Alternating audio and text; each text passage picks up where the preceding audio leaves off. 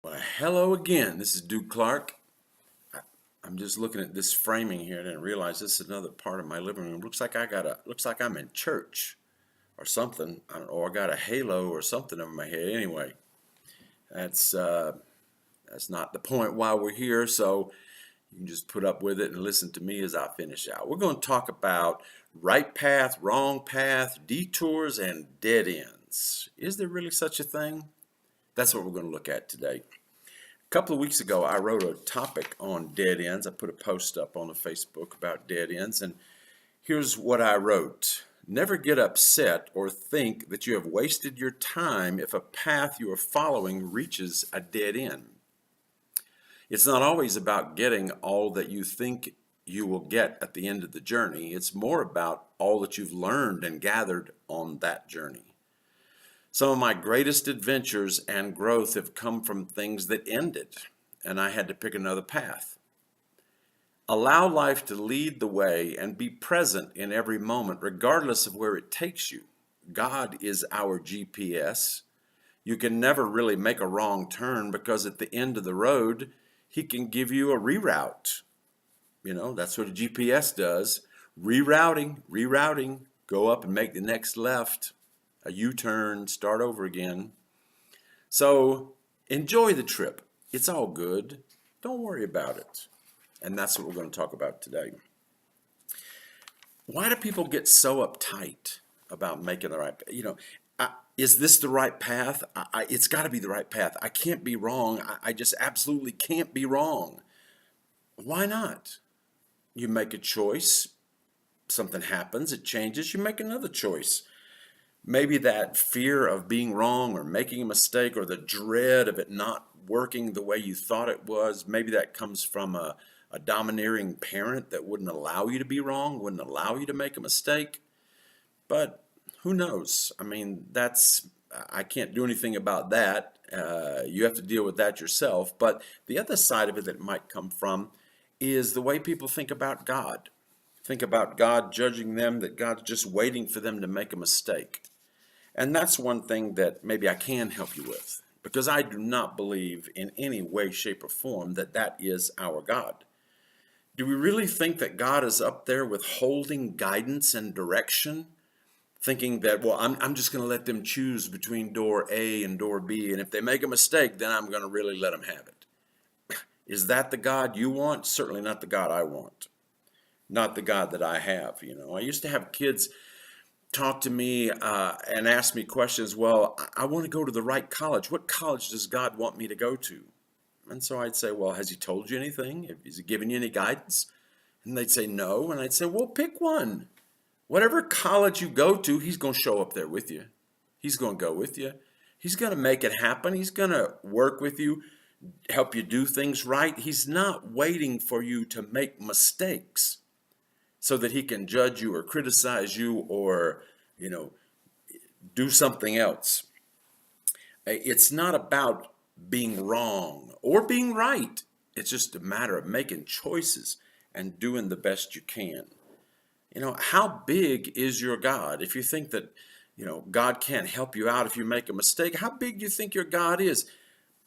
I believe my God is what He says in the book of Psalms, where He says, even if I make my bed in hell, God is there with me.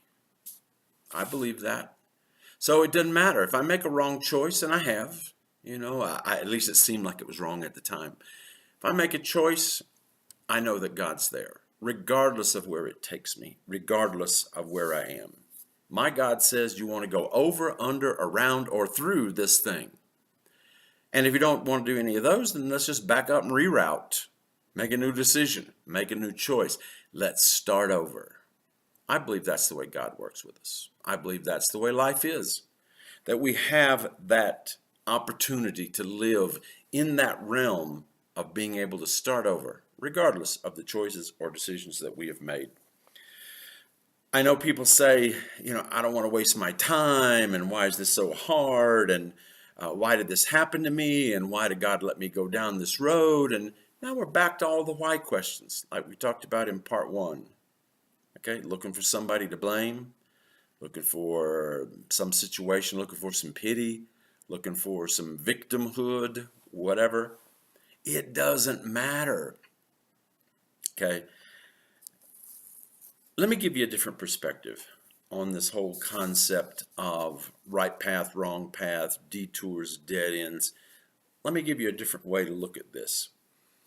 Every choice you make, every path that you've taken, every decision that you have, put in place has helped you become who you are. It has helped you learn. It has helped you get in touch with people, get in touch with yourself. It has really made you who you are. So everything, every path we've been down, every course we've taken, every thing we've been a part of, we've grown from it. We've become something from it. We learned maybe what not to do next time. We learned how to do something better this time. We learned more about ourselves. We learned more about others. This is what it's all about. I don't regret a single path that I've gone down. Now, I'm sure God has not always been pleased with some of the decisions I've made. I'm not saying I've been perfect, but what I'm saying is I don't regret the paths that I've been down. I don't spend time beating myself up about what I did this or whether I did that at the right time at the right place. Because the truth is, and here's something that would be very good for all of us to learn, is that whatever decision we made and whatever choice we made, we were doing the best we could at that time with what we had, with the way we viewed the world, with the way we viewed ourselves, with the way we saw everything around us. We were doing the best we could at that point in time. Now, was it the best? Probably not. But it was the best I could do, given what I was in and what I was doing and my state of mind and my state of belief and whatever. Okay, so you make the decision. I mean, that's what Paul did when he decided to go to Jerusalem against God's will. It was the best decision he could make at the time, given his heart for the Jewish nation and the Jewish people. Okay, he made a wrong decision. So God helps you take the next step. And that's the big key. That in this life, when we make choices, when we take steps, and when we choose paths, and something reaches a dead end, a detour, or we want to change the situation that we're in, one thing I can guarantee you is that God can give you the next step. The next step to get out of it, the next step to move forward, the next step. And it may not be the step that you anticipated. It may not even be the step you want, but it is the next step. And that's all we have to do is the next step. And then the next day we find out the next step. And we keep on from there. And that's what starting over is all about. So that's part 3 here for today. Tomorrow I'll do part 4, and the topic for tomorrow is you are unique.